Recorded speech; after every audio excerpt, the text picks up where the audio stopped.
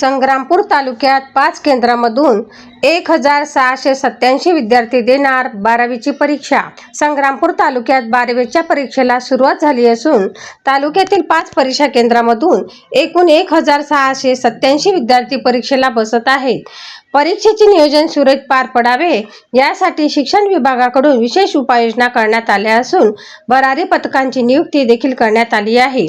तालुक्यातील श्री संत गुलाबबाबा विद्यालय संग्रामपूर येथे 423 विद्यार्थी परीक्षा देत आहेत। सर्व विद्यार्थी वेळेवर परीक्षा केंद्रावर उपस्थित राहून केंद्र प्रमुखाच्या सूचनांचे पालन करत परीक्षेला बसले। यावेळी केंद्र प्रमुख तसेच सुधीर सर मानकर यांनी विद्यार्थ्यांना शुभेच्छा दिल्या।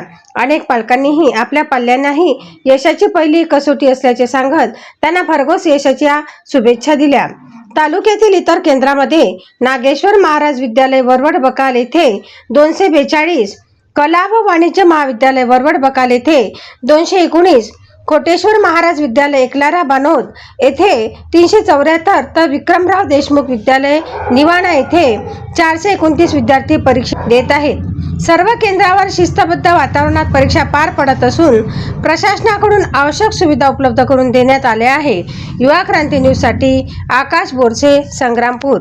आज 12वीचा पहिला पेपर आणि काही पालक परीक्षा केंद्रावर आपल्या पाल्यांना सोडण्याकरिता आलेले आहेत आणि काय आज आपण काही पालकांशी चर्चा करणार आहोत।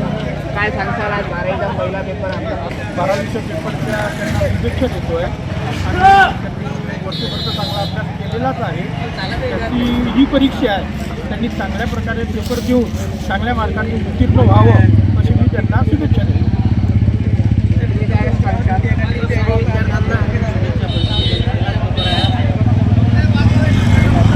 सर्व म्हणजे 12 महिन्याचा आज जी परीक्षा असते त्याच्यामध्ये विद्यार्थ्यांची जी कसोटी आहे आणि त्या पद्धतीने सर्व विद्यार्थ्यांना आमच्याकडून शुभेच्छा की त्यांनी चांगलं यश।